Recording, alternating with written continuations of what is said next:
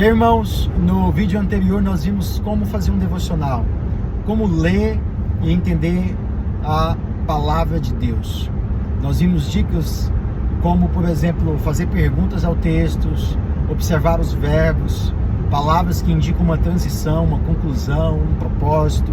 Nós vimos sobre as repetições, palavras que trazem uma ideia de contraste e até mesmo o princípio da primeira menção.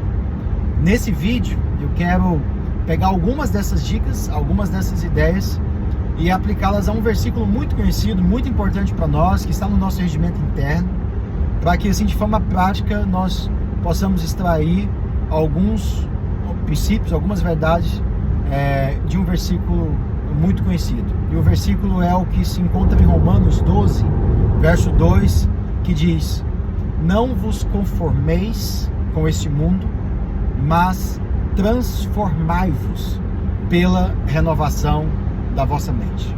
Mais uma vez, não vos conformeis com esse mundo, mas transformai-vos pela renovação da vossa mente.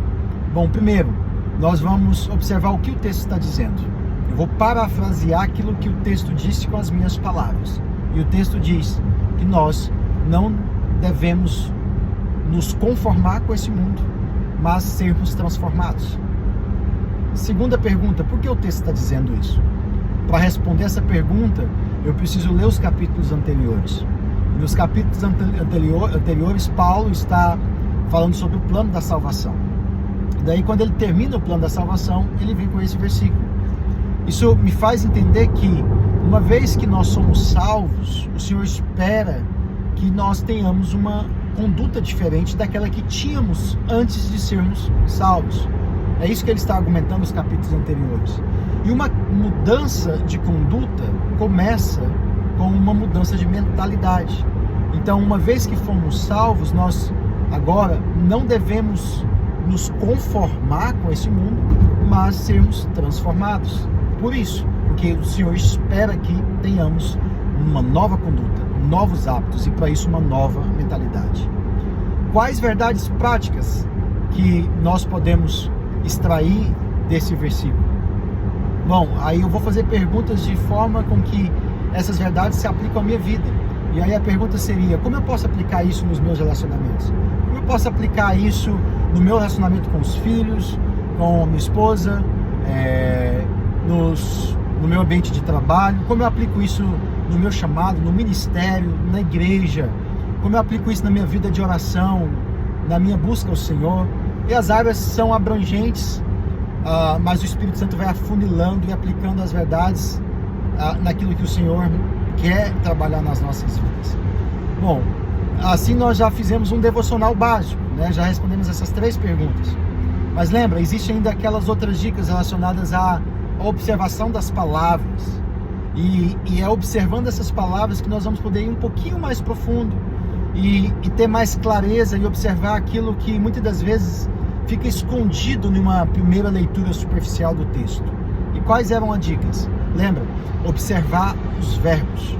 E aí, começando então observando os verbos, nós vamos perceber que o Senhor está nos dando uma ordem. O verbo está conjugado em uma forma imperativa. Ele diz: não vos conformeis. Ele diz: transformai-vos. Ou seja, isso é um mandamento, é uma ordem de Deus. Segundo, observar as palavras de transição. E existe uma palavra entre o conformar e o transformar. Ele diz: não vos conformeis, mas conformados. Esse mas indica uma ideia de transição. Lembre-se, normalmente depois desses mases, entretantos, portantos, que tanto enxergamos na Bíblia, vai vir um mandamento, vai vir uma verdade espiritual. E qual é essa verdade? Que nós precisamos ser transformados. Então não vos conformei, mas sejais transformados, ou sejam transformados. E aqui eu adiciono uma segunda dica, né? Dentro dessa avaliação de palavras, nós vimos sobre observar ideias que contrastam, palavras que se repetem. E se você observar a palavra conformar e transformar, são muito parecidas. É como um trocadilho. Isso não está aí por acaso. Quando eu observo a palavra conformar, eu entendo a ideia de algo que está de acordo com, que está com a forma, que está de acordo com aquilo que já foi estabelecido. Então, mais uma vez, observando o texto nos seus capítulos anteriores, a ideia que está sendo colocada diante dessa palavra de não conformar é de que existe uma forma, a forma do mundo, que é transitória, que é carregada de ilusões, de mentiras, porque o mundo é dessa forma, não possui uma verdade absoluta. Ele muda como uma gelatina, e aquilo que antes era uma verdade hoje se torna uma mentira, porque não está sustentado em algo que é excelente, que é elevado, que é a verdade. Então por isso o texto fala: não vos conformeis com esse mundo, não se adeque, não se amolde a essa forma de ilusões. Uma vez que vocês foram salvos, agora nós somos orientados por uma verdade eterna. Então, não vos conformeis, mas sejam, ou mas transformem-se, ou mas vos transformem. E aí agora a mesma palavra que trazia a ideia de conformar, agora vai indicar um sentido totalmente oposto. O transformar traz uma ideia de ir em uma rota de colisão com aquilo que antes éramos conformados. O transformar traz uma ideia de um caminhar em oposição, em uma direção oposta, em contraste àquilo que antes era a nossa maneira de viver. Então eu observei essa palavra, fazendo uma avaliação só das duas palavras que parece que se repetem, que tem o mesmo radical, tem o mesmo final: formar, conformar, e formar de transformar. E aí sim, eu vou para a conclusão desse versículo, do qual ele diz: não vos conformeis com este mundo, mas vos transformeis para quê?